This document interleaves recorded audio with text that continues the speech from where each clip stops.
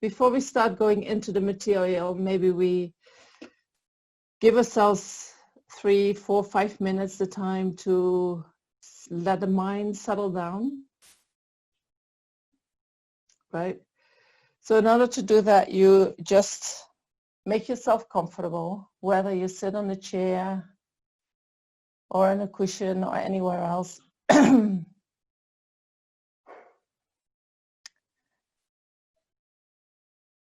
And you can close your eyes.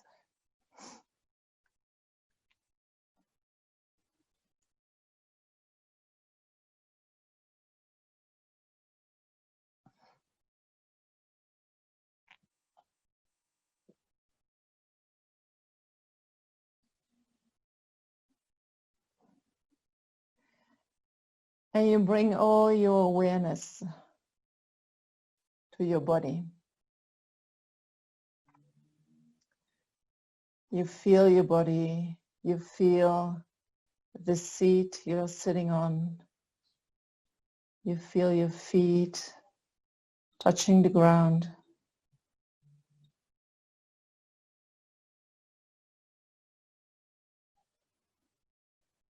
You feel your arms, your head.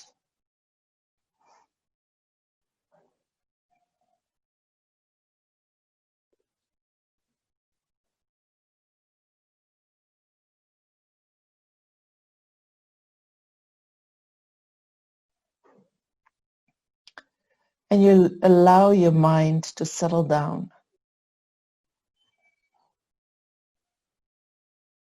Any thoughts that come up that want to think about what you're going to do after this session, you're going to let go of them. That is a worry for once you come out of the session, not for now.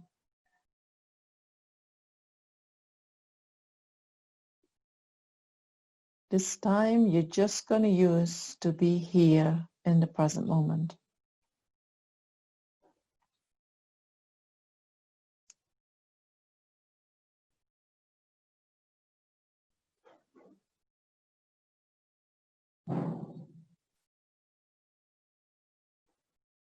And if your mind is pulled back by unresolved issues from the past, just tell these issues that you will come back to them after the session. Now it's not the time to think about that.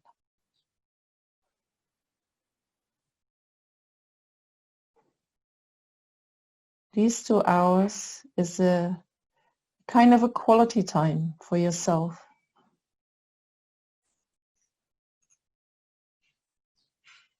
Where you allow yourself to let go of all the worries and be just present in what is happening right now.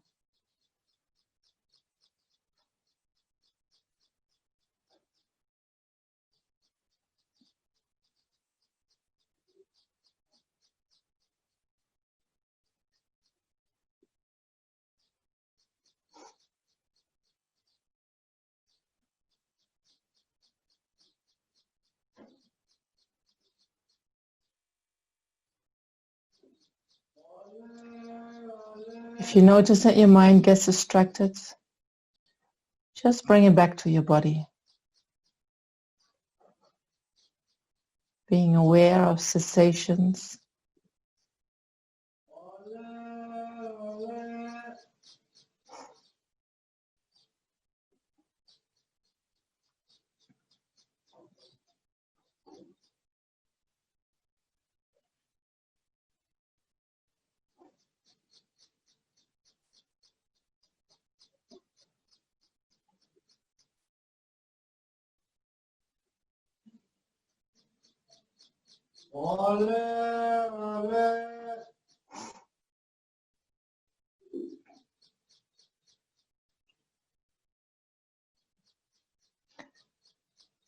And then we can set a motivation for doing this retreat.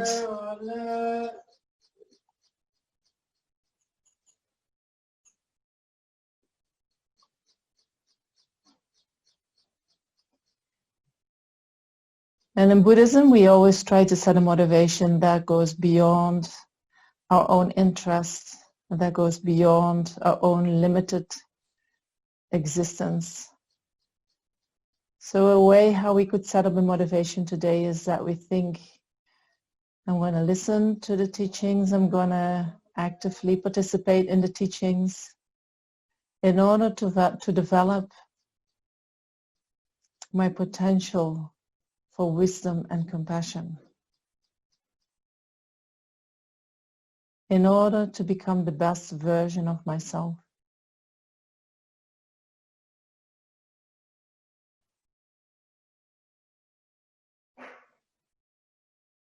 So that then I can be of greatest benefit to others as well.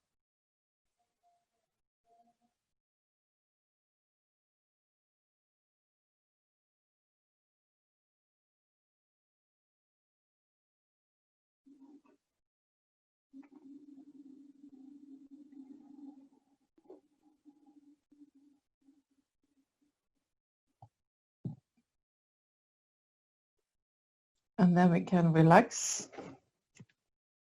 and open the eyes.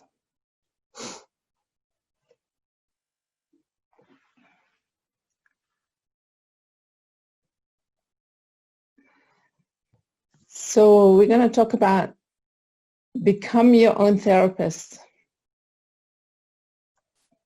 Now my question is, why do we need a therapist?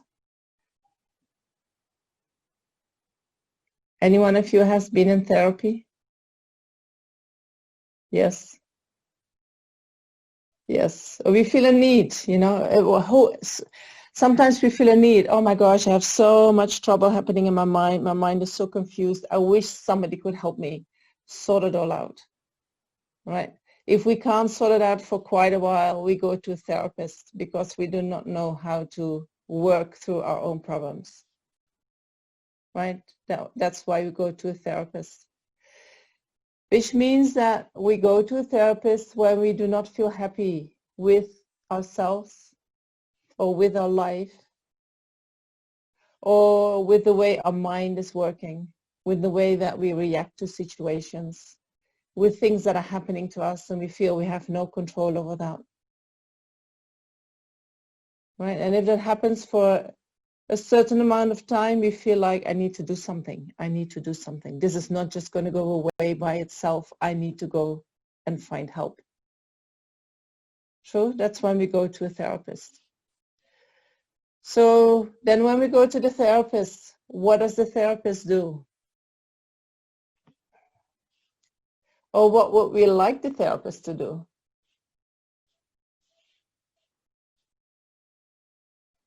You know, so maybe the therapist helps us to look at the same situation in a different way.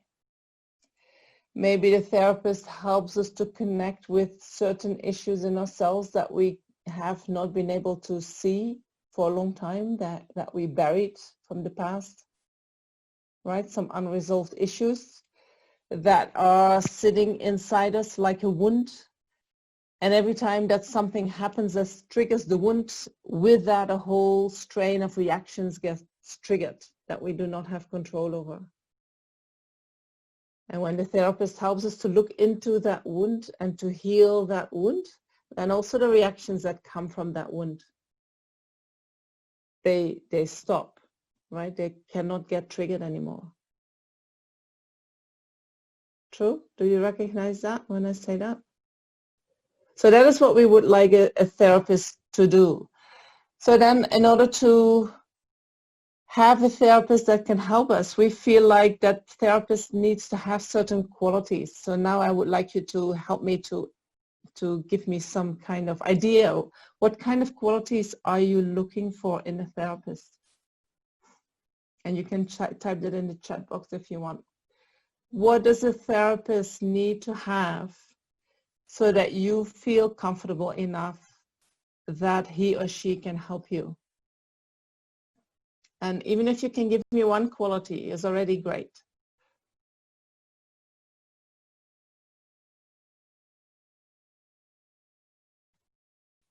The therapist needs to have compassion, yes. Compassion, when you listen with compassion, you feel that you are heard, you feel that you are understood. The therapist needs to have knowledge, understanding, patience, sense of humor, knowledge and understanding, knowledge about how the mind works, knowledge about understanding means even that they can tune into what is going on for you, isn't it?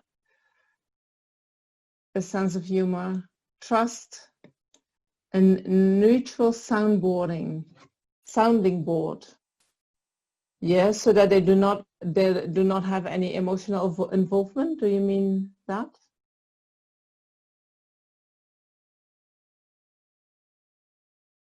Listening with the heart. Yes. Yes, thank you. So we do not want to have a therapist that says, yeah, you're right, that you're so angry and you should do this. And we want to have somebody who's just listening and say, I hear that you're angry. I hear that you are, but they do not side with you, right, in your problem. Otherwise, you have two people being emotionally upset. Honesty, openness, yes. Honesty, do you mean that they are very straight? That they don't hide? That they don't say things in another way than that they're actually meant? To be truthful, yes. No bullshit. What's that? I don't know the word, Eleanor. Experience and wisdom. Yeah, okay, so thanks. Yes, I won't repeat that word.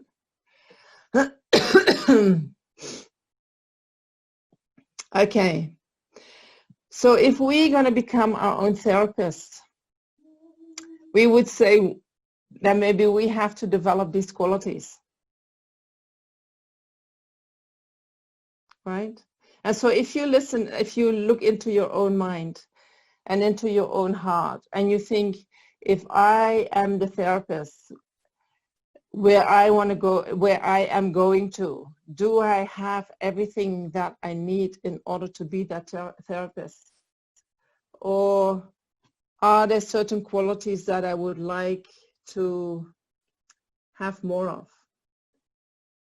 Or do I need something in terms of knowledge, in terms of that I need more of? What are you lacking in order to be your own therapist?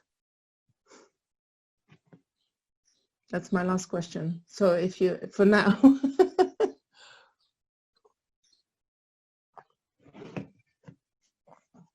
what are the qualities you feel that you would like to increase, develop more, so that you become your own therapist?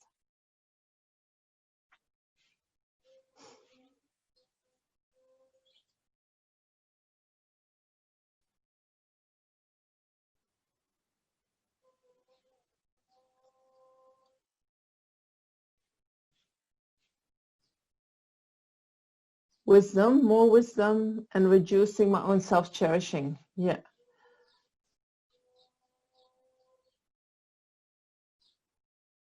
An inability to let go of stuff that's already or not yet happened.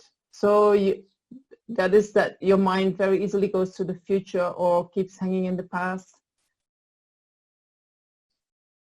But you do not know how to bring that mind to the present moment and letting go of all that.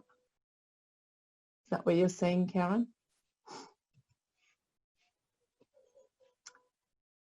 To be compassionate, having more insight. I don't think I would be neutral and having patience with myself. Okay.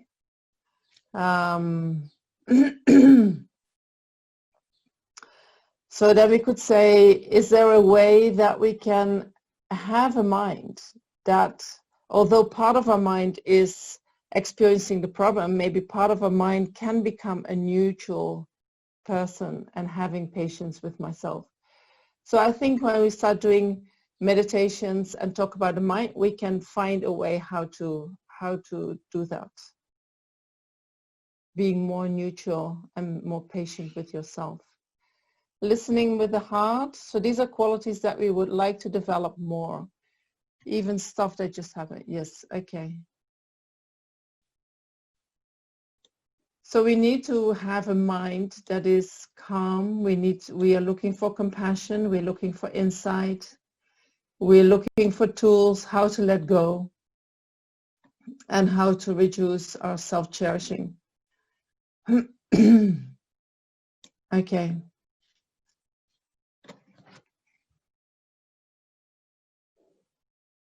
So we need to build up a good relationship with ourselves, isn't it? And often that is not the case. Often we are the worst with respect to ourselves. The way we treat ourselves is much worse than we would treat anybody else. The way we judge ourselves, the way we are harsh to ourselves, the way we are impatient with ourselves. We don't show that kind of behavior with others. But somehow we have trouble doing that with ourselves. True? So we will, that might happen in the next weekend, but we will definitely talk about that because I think that is one of the essential points in learning to work with our own mind. This is one of the biggest obstacles that we have, that we do not know how to relate to ourselves in a loving and kind and compassionate way. Okay? So thank you for that. So I'm going to talk a little bit about the essence of Buddhism and what we are trying to do in Buddhism. And when we listen to His Holiness the Dalai Lama, he always starts his teachings with saying, we are all sentient beings and all sentient beings are the same in that we all want to be happy and we all want to be free of suffering. And somehow we are, although we know that we want to be happy, although we wish to be happy, although we try everything we can in order to find that happiness, either things are always lacking or it is not exactly as we wanted, or we maybe go completely in the wrong direction and we mess things up all the time. Right? We all have the wish, we all try, and somehow we all end up in a situation that we actually do not want. True? It's very hard to having this wish to be happy, and that happiness in general is a more peaceful, calm happiness. It's not a happiness of excitement, right? But whatever attempt we do, it seems that that is not really matching with what we feel that we would like to achieve. There is always a kind of discrepancy. So if we think about Buddhism and what Buddhism is doing, you know, we can think about Buddhism is a religion and it's a religious system. But if you really look into the essence of Buddhism, it's all about the human mind and the human potential and how to develop that potential. So it is not about learning some kind of belief and saying, oh yeah, now I'm a Buddhist and now I'm believing in past and future lives and I'm believing in other kinds of things. Buddhism is not about you accepting anything. You know, the Buddha himself said, don't accept anything that I'm saying just because it's me who I'm saying it, just because you have respect for me. Only accept things, what I'm saying, because you have investigated my words. And you have come to the conclusion that my words are true for you, right? And you have to investigate really, really, really well, not just with your brains, also with your heart, maybe also with your gut. And you need to feel, yes, this is the truth. Then it becomes your own. It becomes knowledge about your mind. It becomes knowledge about your life. Only when you investigate before you accept it does it become a strength and a power in your mind. Right? Beliefs beliefs that we have accepted without making them our own, without first having really analyzed whether we agree with these beliefs, I think they often become our limitations. You know, I think as children, we adopt a lot of beliefs about ourselves, about the world. And especially when that happens early in life, they get very deep-seated in our mind, in our psyche. And they're sitting there, you know. And when these beliefs are limiting, they are influencing our whole life in a limiting way. Right? So Buddhism is not like, oh, now we're just going to get some other sets of beliefs. It's not about that. Actually, Buddhism is going to also, whatever you say, you use that information to check and maybe reconnect with many old beliefs that you have and reinvestigate. Like, are they really true? What I adopted as being true? And why?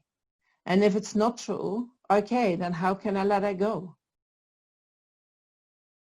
Right? So Buddhism is about ourselves. It's about our mind. It is also about how the world works, how other people's mind work. So in Buddhism is not really, you know, we're going to talk about the Buddha and then honor the Buddha and say, oh, you were so wonderful, you were so wonderful. Even the Buddha himself, he didn't really talk about himself. It's not of any interest, nor is it of any interest to become a follower of anything, right? The only person I think we need to follow is our own inner wisdom.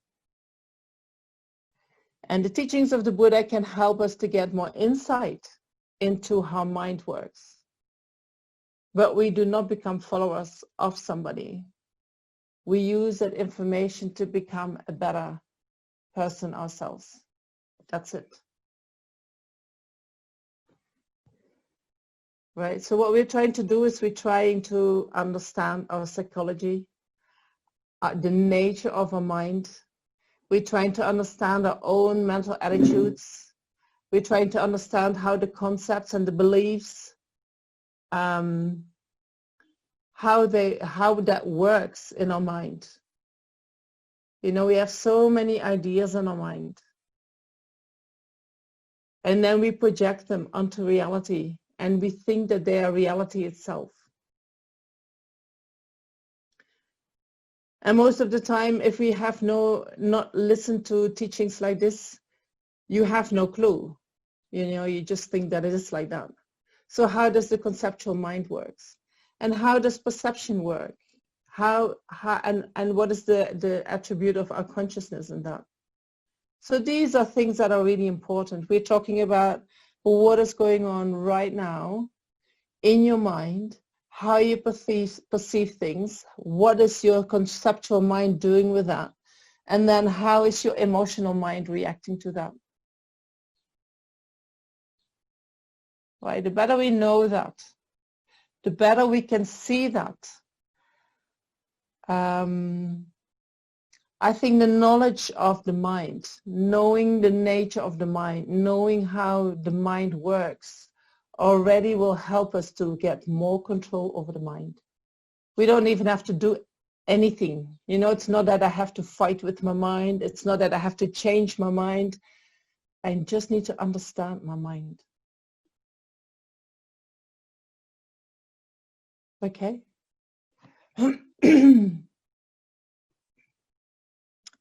So what we are doing is by understanding the mind, by understanding the limitations that we put on ourselves, we get a kind of access to a potential that we have for developing wisdom, for developing compassion, for developing loving kindness, all kinds of qualities we can develop in our mind. We just have to see where we limit ourselves, why it is not possible at the moment. But our nature, the nature of our mind, is that we have a capacity to develop wisdom and compassion to an utmost extent. Like, you cannot believe how big and vast we can make our mind if we let go of our own limitations. Right? So this is what we're trying to do. So I want to say a little bit about how Buddhism sees a person. Because we are living, most of us living in the West, we are quite focused on materialism. Even if we are into spirituality, we're still very much busy with the body. And when we are sick in the body, we often think, oh, what is it that I have? What is it that I have? And it is not so easy to relate that to the mind for most people. Right? We have this distinction between body and mind. And I'm sorry if I'm projecting. Some of you might not have that. So just if you have that, listen with the right ears. I'm not saying that you do that, but in case you do that, I want to give a little bit of perspective of how Buddhism looks at the body and the mind.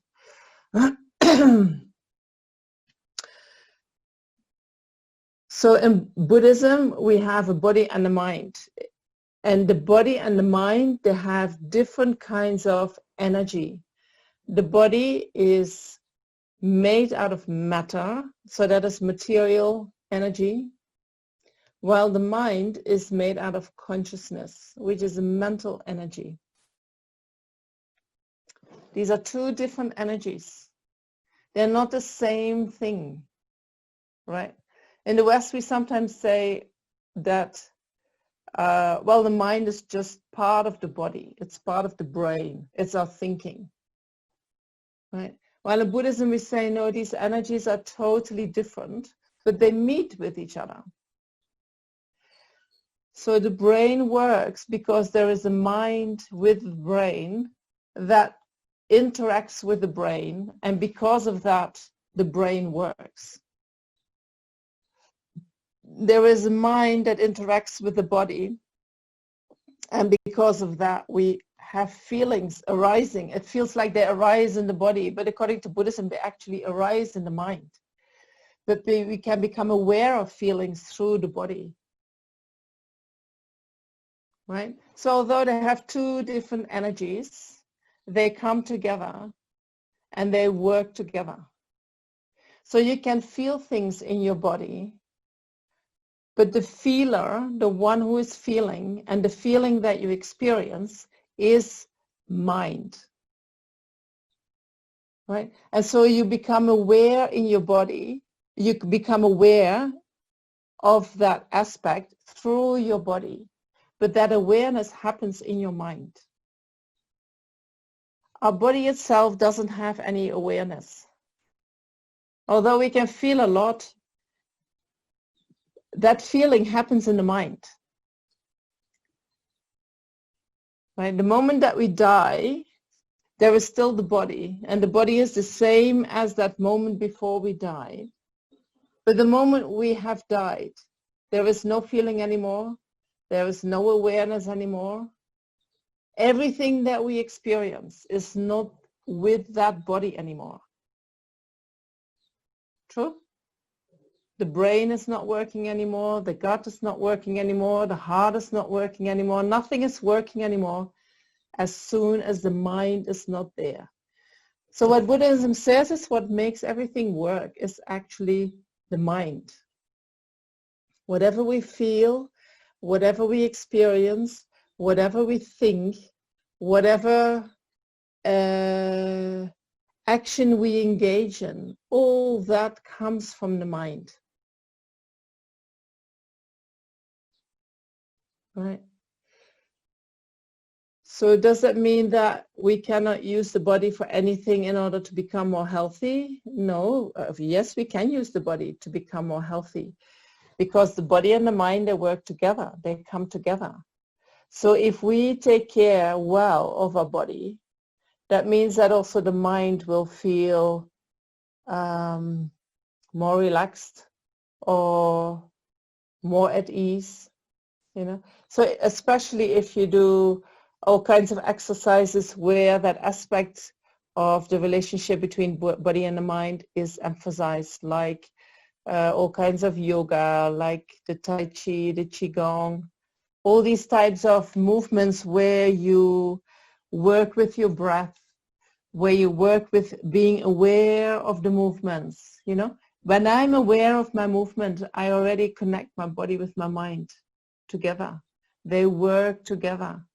So when I practice like that, I can use my body to get more awareness in my mind, right? These exercises are really good to help the mind, right? But when we're going to talk about becoming your own therapist, we're just going to look at the mind aspect.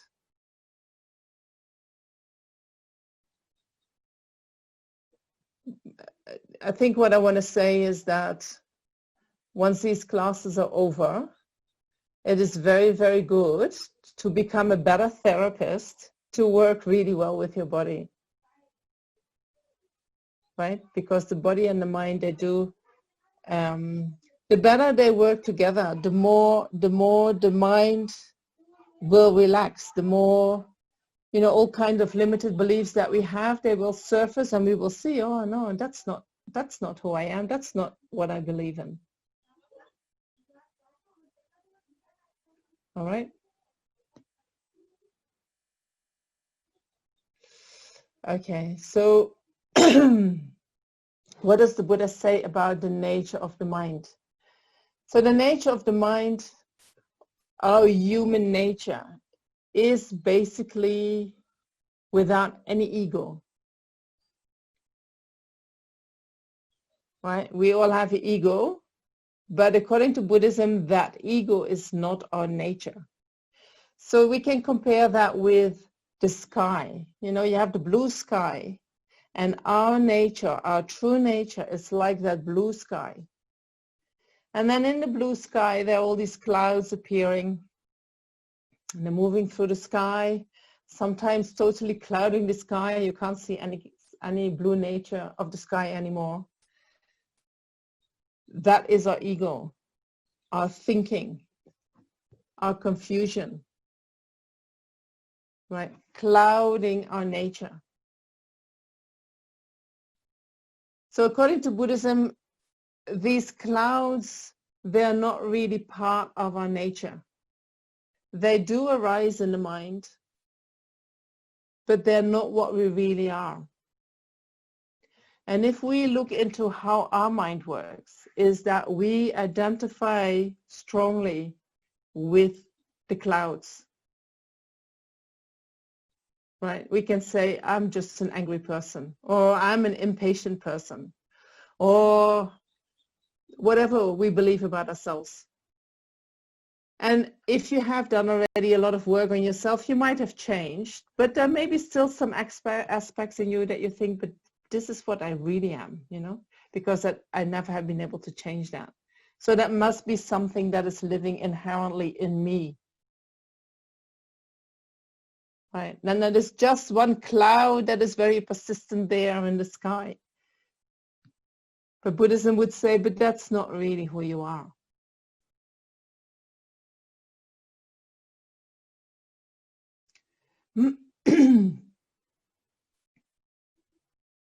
So if we do not know that our mind is by nature pure, if we, for instance, believe, and I know that some of us do that, deep down, you have been a sinner from the beginning. I think that's what is said in Christianity, no?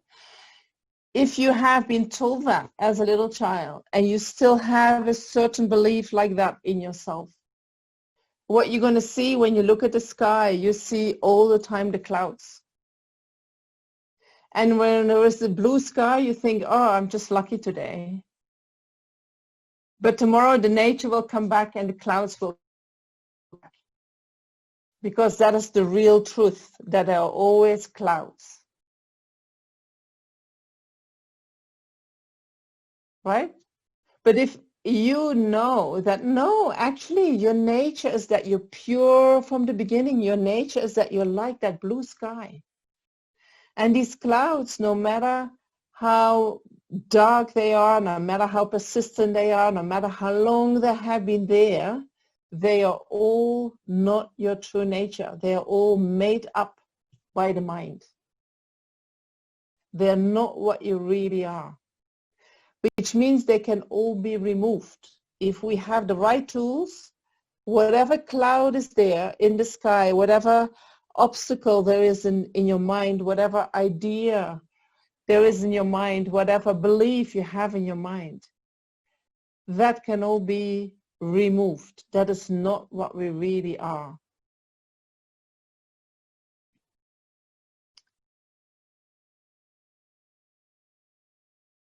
If you truly feel that, you get a capacity to remove that. So if you have that belief, you know, I know I had it before I became a nun. I was a physio and I worked with little children, and I could see that all these children, they were from the beginning pure, you know, but I could not see that with myself. Somehow I believed like, but not me, you know, not me, not me. Until at one day, I think it hit me. I think I worked for many years, and then I thought, you're believing that all these children are pure, but if that is true, then it must be true for you. And that was like, oh my gosh, what is that? You know, me, how is this possible? But we have to come to that realization in order to be able to then really go into the mind and have the trust that when we start looking in the mind that we're going to find something good and beautiful. Right? If we truly believe that we are sinners from the beginning, we do not want to really look there deep down, because we're going to find something really ugly, some truth that is not pleasant, that we do not want to know of. But if you know that deep inside you, there is just beauty and just joy and just peace and just freedom, you know, you're like, oh yeah, I want to go there. I want to do that. So if you have a problem there, you have to really think about that. And a few of the meditations that we are doing, they can be helpful to start seeing how the nature of the mind really exists. You know, especially when we have been habituating with these beliefs for a long time, it's not that they're going to disappear overnight. Right? We have to think about it again and again and again and again. And then that belief will leave our mind on more subtle levels, more subtle levels, more subtle levels. Right? Most of the time it doesn't happen in one go. So we have to keep reflecting on our own inner goodness, even if things appear as the opposite.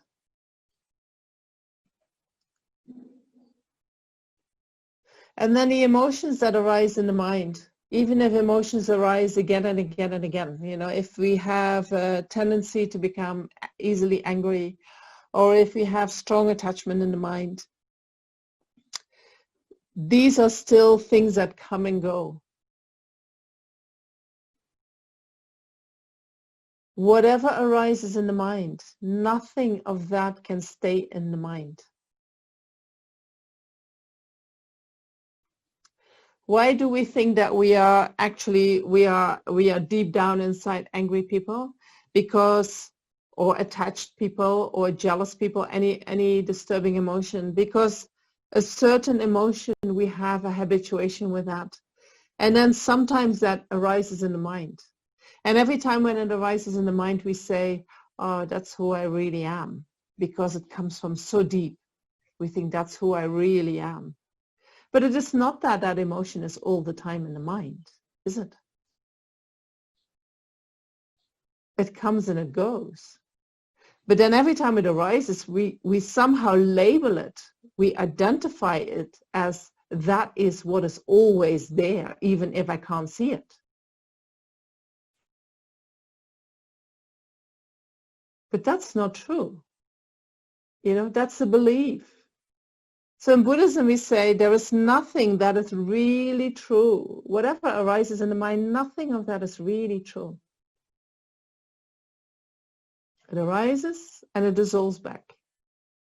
And then what we do is when something comes back or more often, or comes from very deep, we believe that is really who I am. That is always there. I just don't see it always. So we need to change that. That thinking about what arises in the mind. Or at least start investigating if what we believe is true.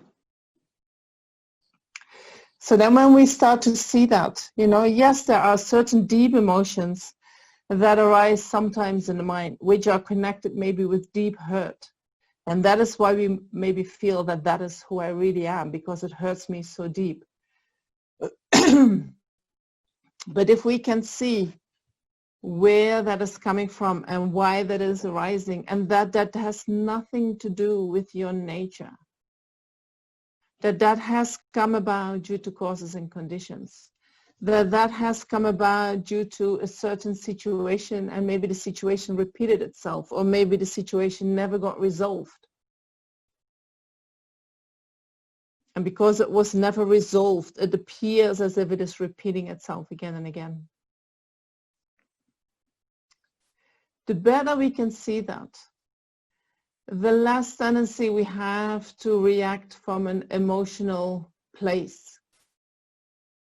And then things arise in the mind, we can say, oh yeah, I know that one. I don't have to react to that. And so then just due to the knowledge that we get over our own mind, we get naturally in control. Right? How do we find control at the moment? How do you control your mind? You tell yourself, do not think like that. Do not go there. Don't do that. It's like you take the stick and you say, don't do that. Don't do that. Right? This is how we control. Our control is a kind of suppression. True? I might be projecting here, but I just look into my own mind and how I do things, and I think probably many people do something similar. It's a suppression. But thanks, Maxine.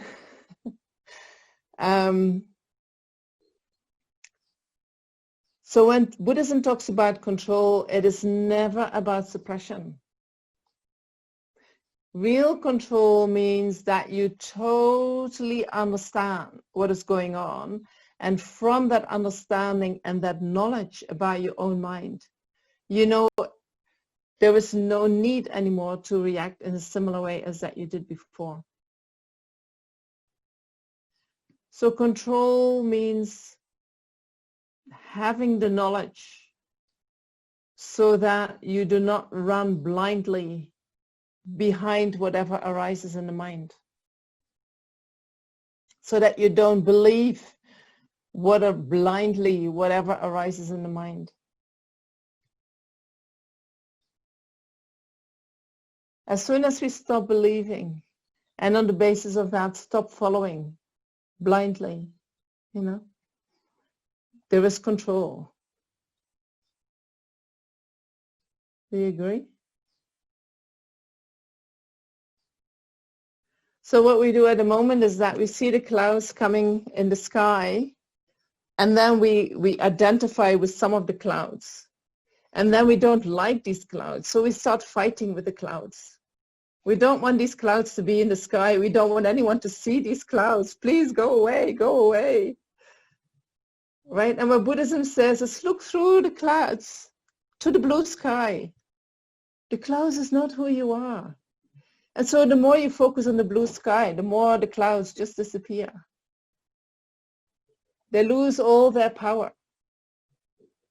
Because we fight with the clouds, because we fight with certain aspects in ourselves, we give them power. They become stronger. But as soon as we can see them for what they are, we stop fighting, and then they lose their power, and then they disappear.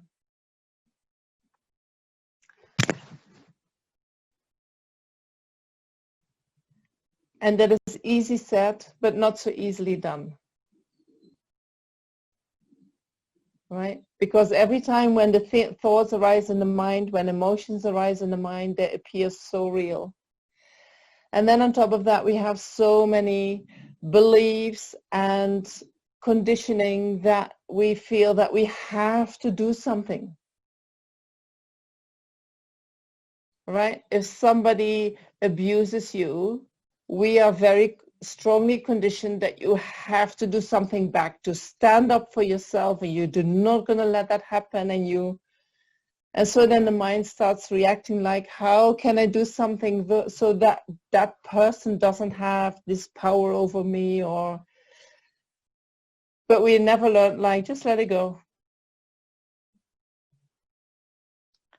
In our culture, when we say just let it go, we become losers who cannot stand up for themselves, who are doormats, who are, there is a whole lot of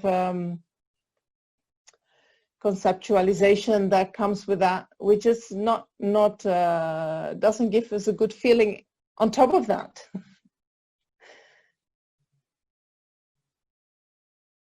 So there is a lot to undo. When we start working with the mind, when we start understanding the nature of the mind, we need to undo a lot of belief systems that we have adopted. And we need to, and with that, we can undo ways of reacting. And then looking deeper, we go into like, what is all underneath? What is underneath all this that keeps me reacting again and again and again?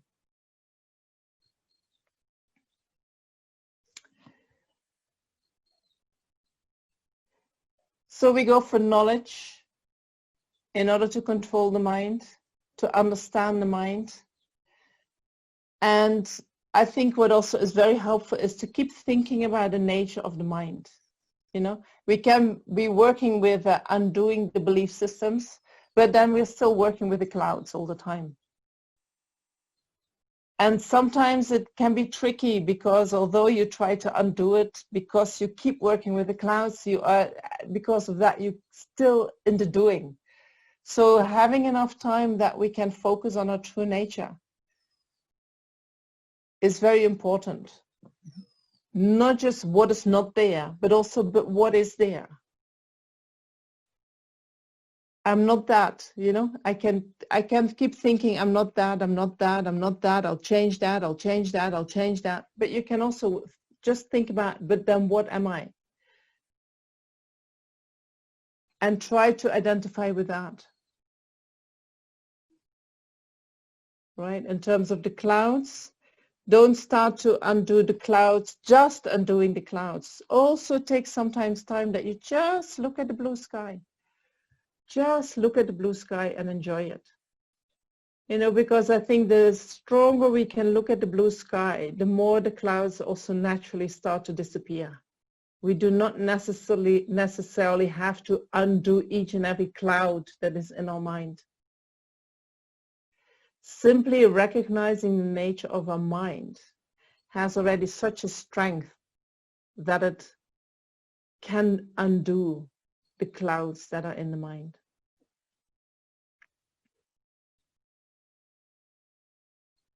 All right?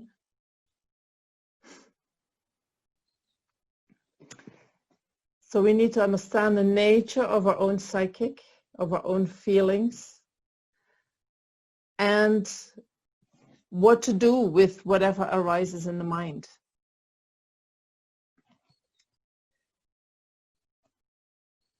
So if we look into how we find happiness, right? Because I started with we all want to be happy. And if we have a look into how do we find happiness? What is our way for finding happiness?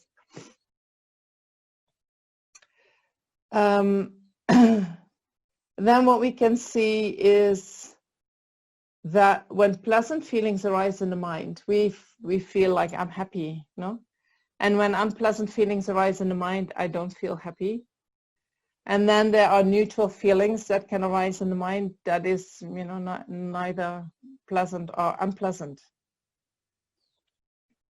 What happens when pleasant feelings arise in the mind? First of all, do we know where they come from?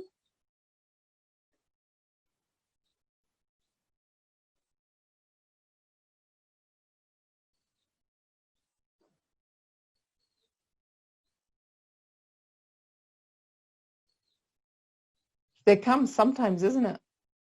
You have some kind of stimuli. I don't know, I have a cup of coffee, or I have a beautiful view, or I have something that is pleasing the mind. Pleasant feelings arise, independence upon that. Pleasant feelings arise, independence upon external objects, independence upon maybe something that is happening in my body. And then what I do is I think, oh, I like more of that. And so then the next thing that I do is that I start craving for more interaction with whatever brought that pleasant feeling about. So when pleasant feelings arise in the mind, we follow that. We start engaging in the similar action as whatever brought that pleasant feeling, because we want to repeat it. And we think, when I engage more with that object, when I have more contact with that object, I will experience more pleasure. And so we are walking around in life all the time looking for the pleasurable objects. Right? Where can I get the good food? What is the good company? What is the nice sounds to hear? All the time we are looking, where is the pleasure? We follow the pleasure. We follow the feeling. Right? And so when we have strong craving for a certain experience that we feel brings us pleasure, we call that attachment. We react with attachment. And when we have strong attachment in the mind, we become a little bit like a drug addict, alcohol addict, any addict. I want more. I need my coffee now. I cannot wait. Right? We all have that to a certain extent, don't we? So we have to see that there is a pleasurable feeling, and independent on that, the craving arises in the mind. And then we want that craving wants more of that same pleasure. So what do we do when we experience unpleasant feelings? Automatically we have something arising that says, oh no, I don't want to have that. And we start to do things to separate from that. Right? We either walk away, or maybe we're going to go in a fight, or we try to push it away. Oh no, I don't want to feel that. This is or we distract ourselves in more pleasure. So we have all kinds of tools in order not to experience unpleasant feelings. We use our aversion, and if that is not enough, our anger, in order to deal with unpleasant feelings. The feelings arise, and then there is our reaction. True? And so then we have also neutral feelings. And neutral feelings is more something like we don't really care, So we don't really want to, it's like there is no need to be part of this.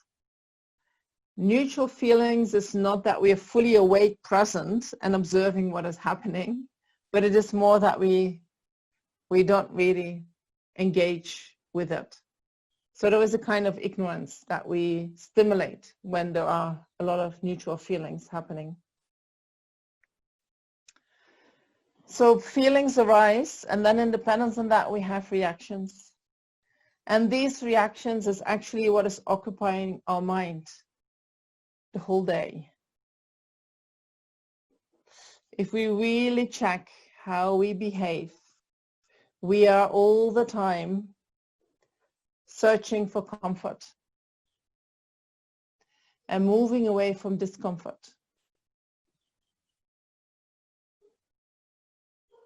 all the time. It's like, some people call it like following your hormones, you know, all the time. Where is the feeling good? Where do I feel good? Very difficult for us to bear discomfort. And when there is pleasure, we want to have more. So I want to give you the 5-minute break.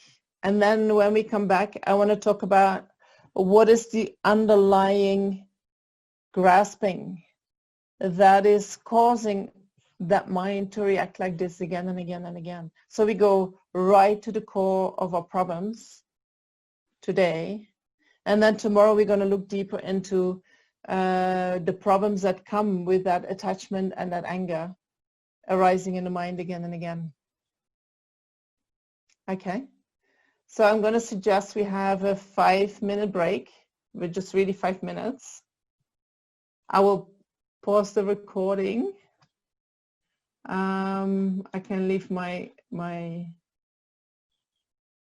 hope everyone is back. I don't see Karen, but there she is, in the middle of the night.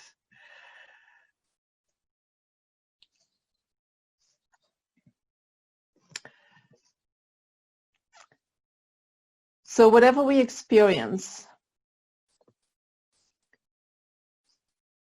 is that real or is that not real? Is that happening outside us or is that happening inside us? Whatever we think about something or somebody, does that have something to say about the other person, or is that something what is just happening in our mind?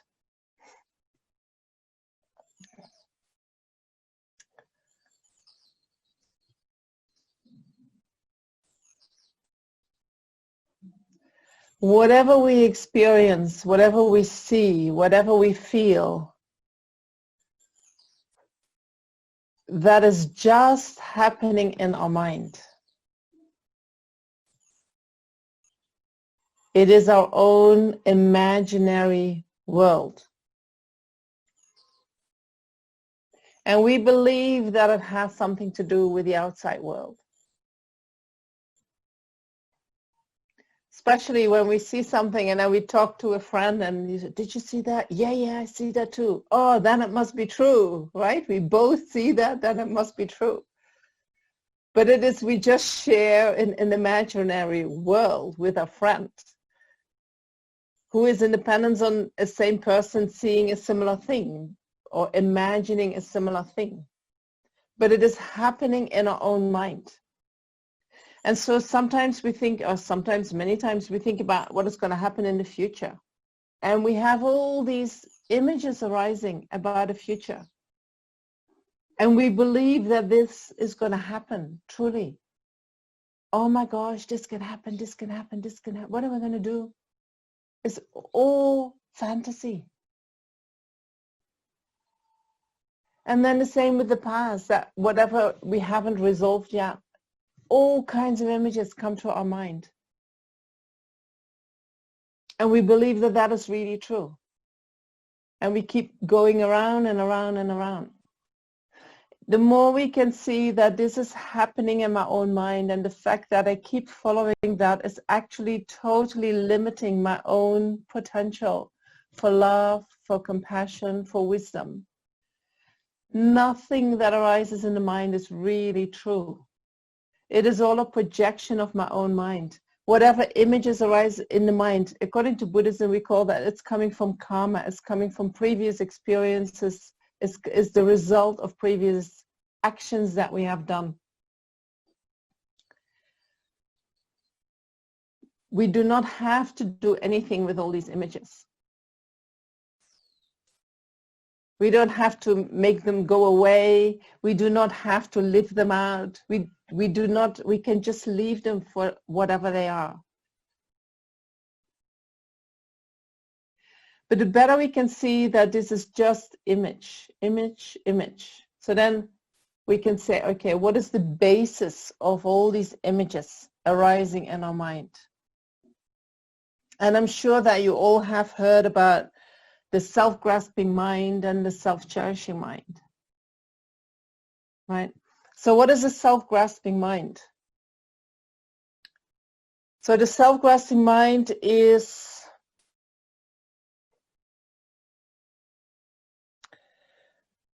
what we say is we hold onto a way of existence that in actuality doesn't exist at all.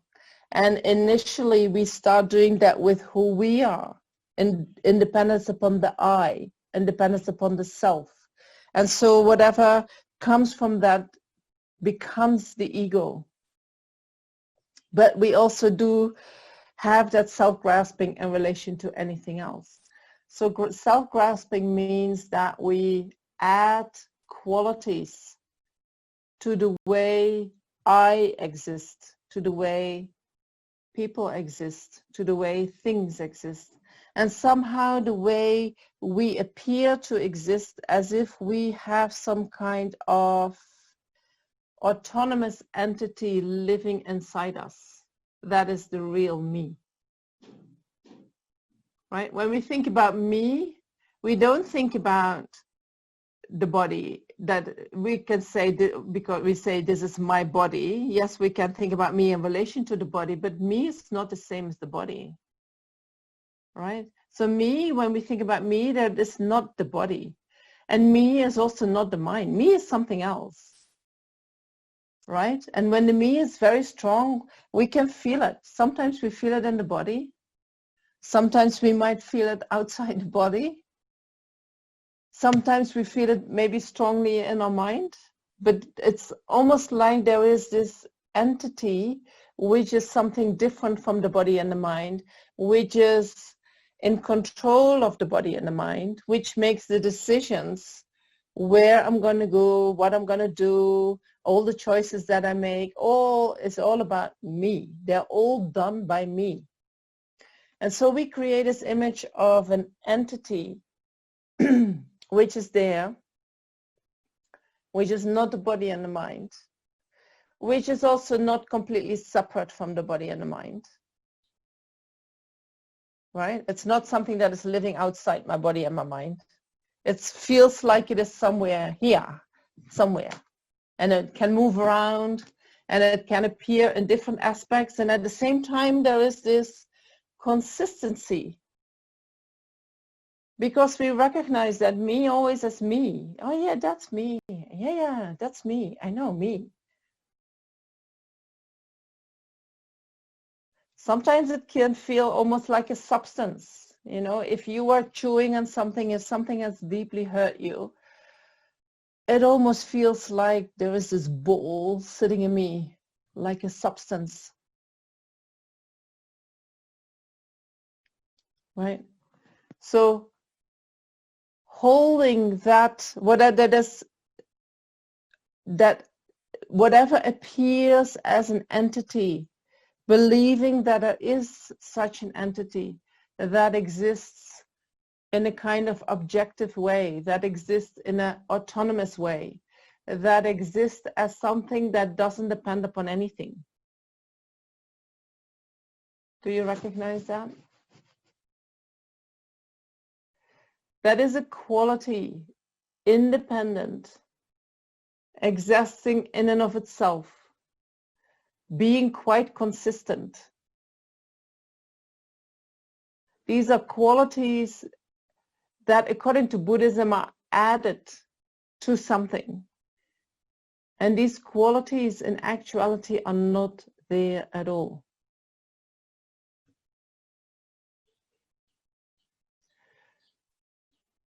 So the self-grasping is grasping at these qualities as being real. So we have a self, we have an I can talk about the I can talk about the self, and there is nothing wrong with that. And it is not that there is no I, but then I add qualities to the I, that my I is more independent, more substantially existent, more permanent. And also it is this one entity one entity, right? Myself is one entity. I don't have many selves. Some people do, but in general, we have one self, one entity. So according to Buddhism, these are three qualities that we add to the self, to the I, which in actuality are not there. So we need to analyze it a little bit. So when I think about, you have heard maybe about emptiness and realizing the ultimate nature of reality. What we realize when we realize the ultimate nature of reality is that there is no permanent, independent, and unitary self living inside us, although it appears to us like that. When we realize the emptiness of the self, or when we realize the ultimate nature of the self, we realize that certain qualities that we believe exist as the I, as the self, that doesn't exist. So we first realize the lack, and then we start realizing, like, then how does the I exist? So how do we realize that the self doesn't exist? By applying reasoning. Because the ultimate reality is so subtle, we cannot see that with our eyes. We cannot access that with our direct perception. So we use reasoning. So if the self would be a unitary thing, just one thing, right? So we talk about me as being one thing. But then also the me has many, many parts. True? My body has trillions of cells. And on top of that, I don't know how many viruses and bacteria are all living here in this thing. But when I look in the mirror, I see one thing. I do not see the trillions of cells. I do not see the viruses. I do not see the bacteria. I see one person.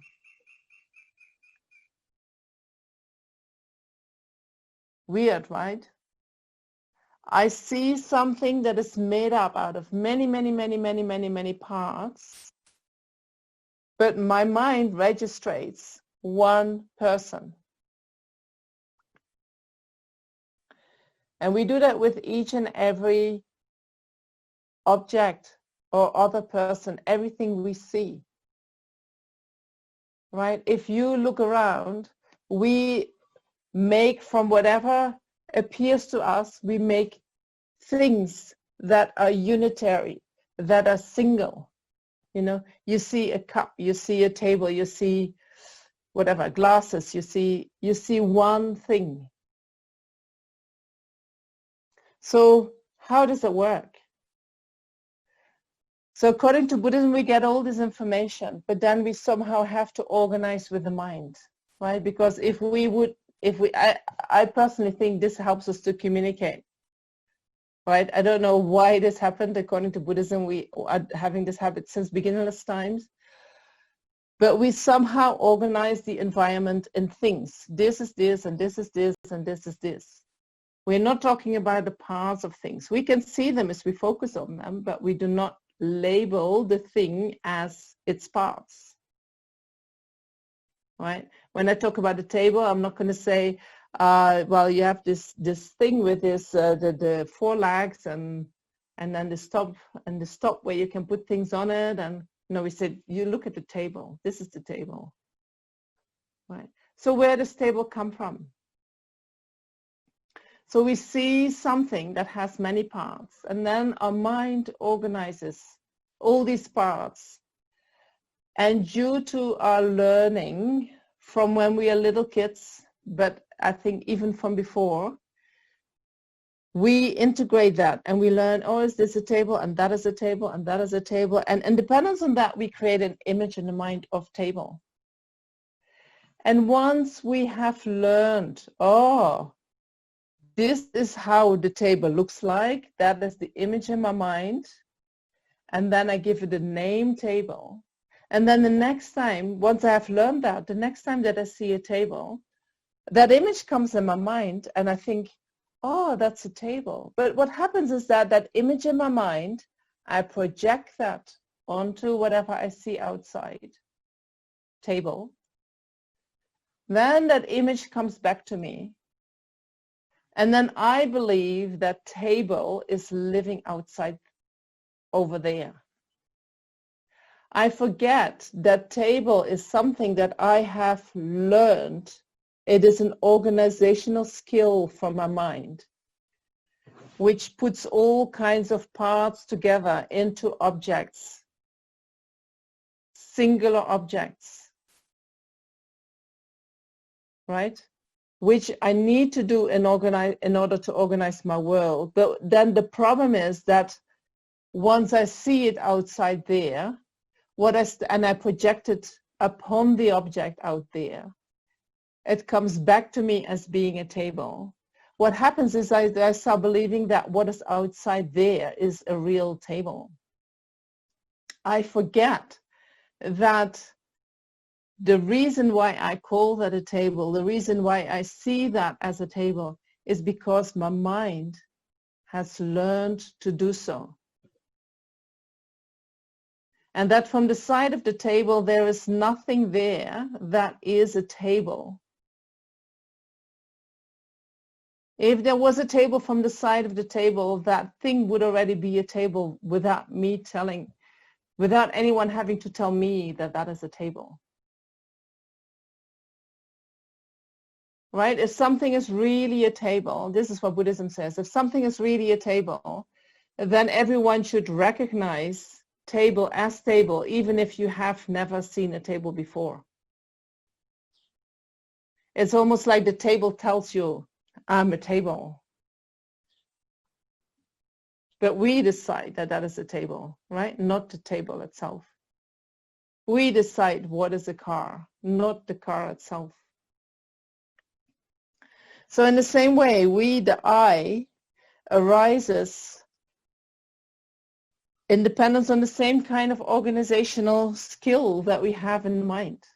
We perceive one thing. And we call it one thing. You know, every time that mom points at us, oh, this is you, this is you, this is you. She never calls you today you and tomorrow somebody else. You're always the same person. So you get this information back. You're one person. You're one person.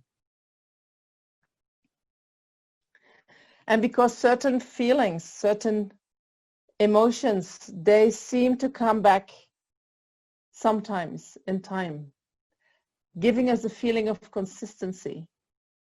You know, we're always the same person. And these emotions coming back or these feelings coming back gives us the feeling we're always the same person, and that makes that we become more permanent than we are in actuality. If we would check how we exist in actuality, then there is nothing permanent in me. My body is changing every moment. My mind is changing every moment. But still I have the feeling of this consistency. Why is that? Because it's like one experience gets connected over time with a similar experience. And somehow in the mind we put these two together and we think that there is some consistent entity there.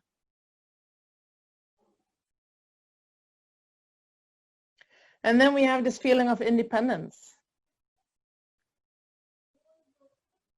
Right? Sometimes we think, I decide whatever I want. I go wherever I want. I don't need anyone.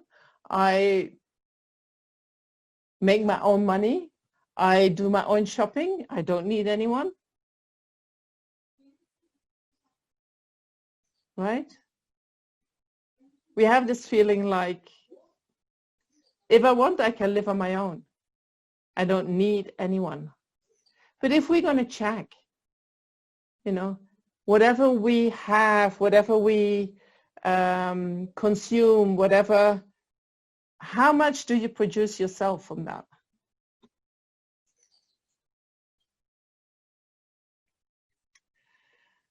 From all the pleasures that we experience in life, how much do you produce yourself? You know, the clothes that we have, we're not making our own clothes anymore. Even if we would, the material for that, we're not making our own material. The food that we eat, we're not growing our own food. We're not having our own stock. We're not, whatever we do, we need somebody else.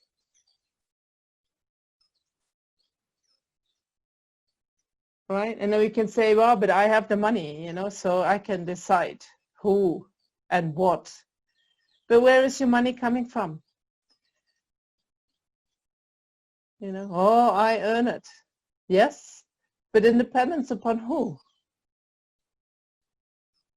Right? You need somebody who gives you a job. You need somebody who is going to give you the money.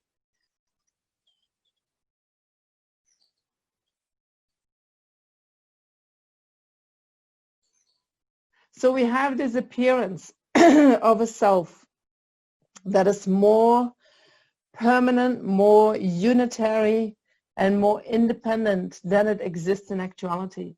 And holding on to such a self, that is the self-grasping. And so when we start building on top of that all kinds of ideas about ourselves, that becomes the ego. But the ego is all based on that self-grasping. Once we eliminate, once we can really see that we are adding qualities, and we can see that these qualities are not there at all from the sight of the I, then whatever ego arises in dependence upon that is totally gone.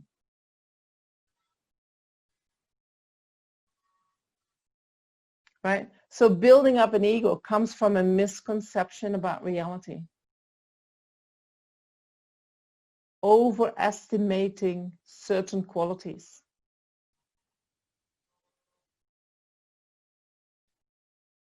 But it's just a perception. In actuality, so it is not that we're going to realize something that is there, but I have to somehow annihilate that one, you know. I have to get rid of my ego. No, we don't have to get rid of my ego.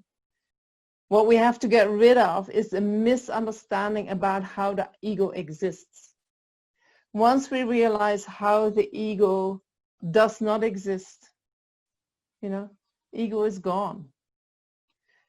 And actually that ego was never there. Actually what we are doing is holding on to something that was never there in the first place. We are holding on to something that doesn't exist in actuality, but because we believe it exists, it is functioning in a certain way. It is creating all kinds of trouble for us. But what we believe is there is not there at all. Right? So we do not have to break down the ego. We don't have to get rid of it. We don't have to, but what we have to do is we have to realize it doesn't exist in the way it appears to us. It never did. It's just one imagination that we build up, a kind of illusion that we build up. And we know that people with a big ego, right, we say they're hallucinating, right? We know they're living in a kind of fantasy. We can see that. They have all kinds of beliefs about themselves and they live in accordance to that. But in actuality, we all live a little bit like that. We are all having egos. We all have belief in the existence of ourselves, which is not in accordance with reality. And when somebody has a big ego, they might do that in order to look really, really fantastic. But holding on to that ego in the way we do it is actually only limiting. Even when we puff it up, it's still limiting.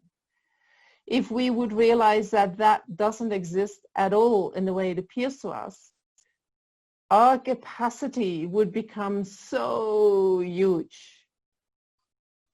And not because on the basis of ego, not on the basis of really, yes, it is hard work, but at the same time, it's something very natural. Something, the capacity for that is already inside us. The ego is just obstructing that. It's something, it's like a big veil that we put in front of our own nature. a non-existent thing that we put in front. And we believe that veil, it's like the clouds, that is what really exists. You know, and we have to start looking through that and say, no, this is actually not really true. That doesn't really exist. That is just me believing that. It is just due to the things, how the things appear to my mind.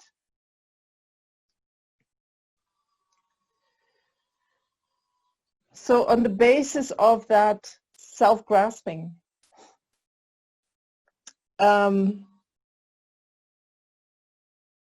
the self-cherishing comes into being. So self-grasping means holding on to something to exist in a way that it doesn't exist in actuality. And self-cherishing means that whatever we experience exists, we believe that I, that self, is more important than the self of anybody else. Right? Without self-grasping, yeah, there can still be self-cherishing due to the habit. A little bit. So in Buddhism, in the Mahayana Buddhism, we try to transform both. We try to transform the self-cherishing mind in the mind that is cherishing others. And then we try to realize that the self-grasping mind doesn't exist in the way it appears. So then how does the self-grasping mind, how do we exist? Not the self-grasping mind, I'm sorry. How do we exist? If I do not exist as an independent, unitary, permanent entity, then how do I exist? So then Buddhism says the self exists just like anybody else, but also like everything else that arises. Everything that exists depends upon causes and conditions, depends upon its parts, and depends upon name and conception.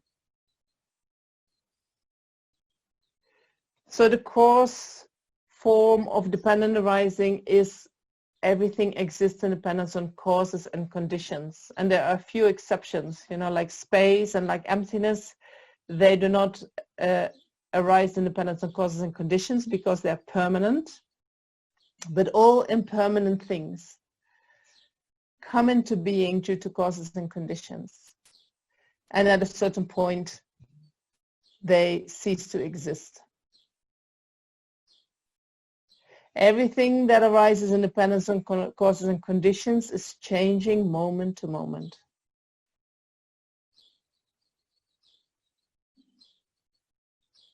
And so that is pretty much almost everything that appears to us, right? Including our body and including our mind. Nothing permanent to find. Nothing solid to find. Nothing never changing to find. So that gives, for me, great perspective, you know, because that means I can change everything depending on causes and conditions. If there are certain aspects in myself that I don't like, well, what are the causes and conditions to have them, and what are the causes and conditions to get rid of them? How can I change them into something else? It's not something that is permanent. It's not something that I cannot do anything about because they are impermanent. Because they depend upon causes and conditions, I can change them. I can start creating different causes and conditions.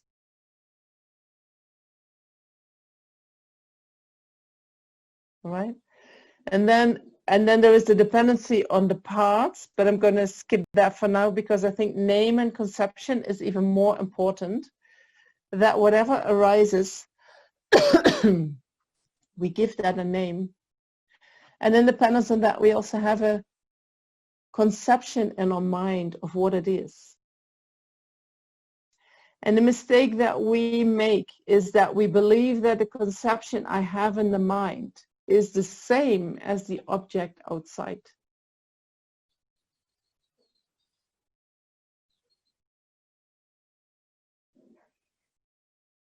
Sometimes we think the table that is in my mind is the same as the table out there. These worlds, our mind and the conceptual mind and the world out there, they almost seem to, they are at least a reflection of each other. But sometimes they even see us the same thing. We see them as the same thing. True? You have to think about that, how you do that. Sometimes, I can see in my own mind that I believe that whatever I perceive is actually outside. And sometimes I'm aware that I'm just giving names to something. And sometimes I can realize that the names I'm giving are actually nothing to do with the object. It depends on, I think, how aware I am in the present moment. The more aware I am, the more I can be aware of that activity in the mind of projecting thoughts and images and ideas upon the world outside us.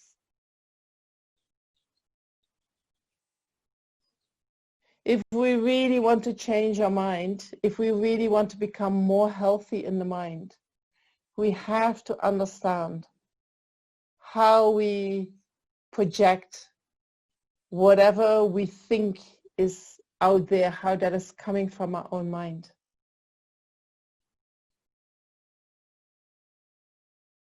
And so that is not that we are, it's something that we can control. It's like we first have to see how that happens. That has been happening for lifetimes. That is just the way the mind works. If you have no awareness around that, you become more the victim of whatever is happening to you. But the more you can see that whatever is outside there, what that has to do with your own mind, the more it gives you a control over your mind.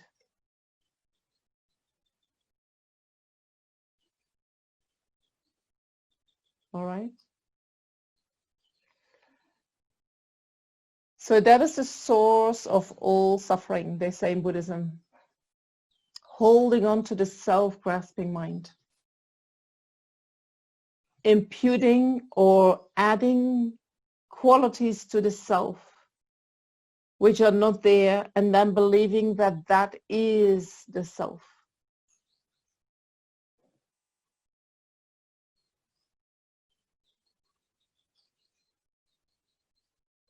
And in dependence on that, all the other delusions start to arise.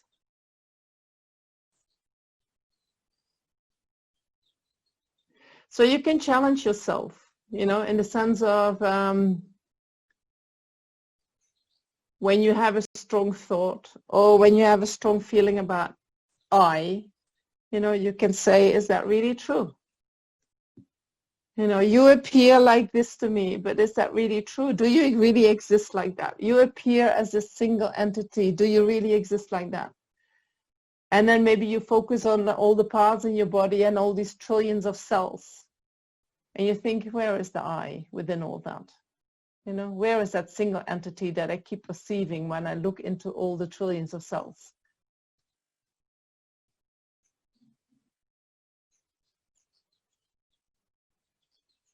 See what happens. It's right. Challenge our own beliefs. But do it within the normal, right? Some people, they go out and they say, oh, I don't really exist, so it doesn't matter what I'm doing. I'm not talking about that. We still exist, but we do not exist in the way we appear. So you keep kind to yourself and you keep gentle with yourself and you, but you can challenge your beliefs. All right? Are there any questions so far?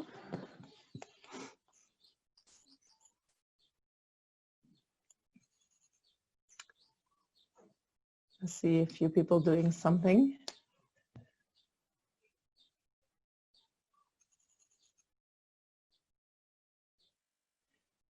So I'm just going to talk about a meditation, and if people have questions, you can type them in, and I will look at that after I've done with my intro to the meditation. So I would like to do a meditation on the clarity of the mind. You know, we've been talking about the blue sky and the clouds, and that we start recognizing inside that in our own mind.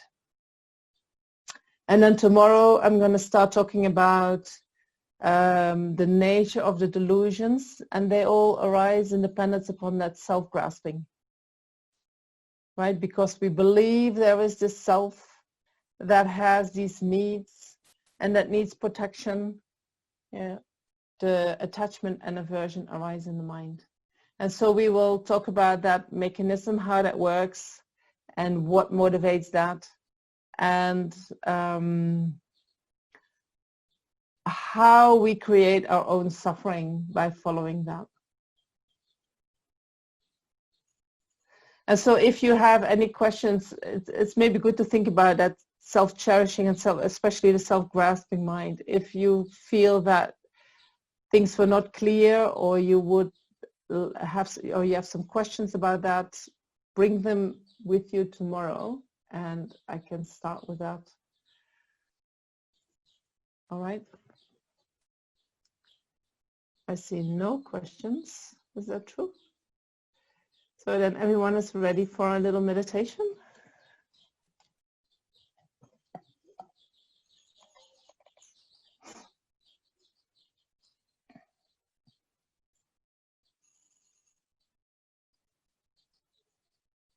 Okay.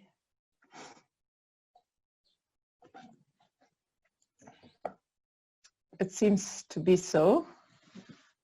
Oh, there is one. You said there are three parts. The self depends on names and conceptions, or causes and conditions. So the first is causes and conditions. The second one is the parts. So whatever is a whole depends upon its parts. And then the third one is that things depend upon name and conception. Causes and conditions is the most coarse one. And in terms of Buddhist philosophy, all the schools in Buddhism agree on that whatever arises in dependence on causes and conditions. And the last two are only from what is called the Madhyamika school. And depending on the parts is from the Svatantrika school, and depending on the name and conception is Prasangika school. Just in case you have heard these names. So that is the most subtle, on name and conception. It is the most subtle. And in order to really realize the nature of reality, you need to understand that. It is also the most powerful, I think. Causes and conditions is already quite powerful. And if you reflect on that, things arise and then dissolve over and over again, your grasping at permanence becomes much less, and that is already very helpful in becoming less emotional. But if you realize that things depend upon name and conception, it gives a total different dimension on working with the mind. All right? I don't know. It's okay? Okay.